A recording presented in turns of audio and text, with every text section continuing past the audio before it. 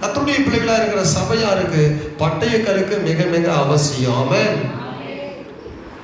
கிதியோனுக்கு சொன்னாரு, கர்த்தருடைய பட்டயம் கிதியோனுடைய பட்டயம். கர்த்தருடைய பட்டயம் யாருடைய பட்டயம்? அப்போ கிதியோன் யுத்தத்துக்கு போகும்போது சொல்றாரு, அந்த 7ஆம் அதிகாரத்தில் 17-21 வரைக்கும் சொல்றாரு, என்ன சொன்னா, நான் சொல்ற மாதிரியே எல்லாம் சொல்லணும். நான் சொல்ற மாதிரி என்ன செய்யணும்?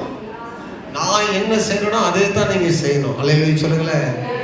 இன்றைக்கு இஸ்ரவேலுக்கு ஒரு ஜெயம் உண்டாகும் போது, இன்றைக்கு மீதியானுடைய கையிலிருந்து நமக்கு ஒரு வெற்றி உண்டாகும் போது, மீதியானரை நம்ம மேற்கொள்ள போகிறோம். இத்தனை நாள் வரைக்கும் ஏறக்குறைய 20 ஆண்டு, ஏறக்குறைய 7 வருஷமா 7 வருஷ காலமாக கோதுமை அடுக்கி விடாமல் பஞ்சத்தையும் பசியும் உண்டு பண்ணிட்டாங்க தேசத்துல. 7 ஆண்டு காலம் பஞ்சம் பசியில கிடக்குது தேசம்.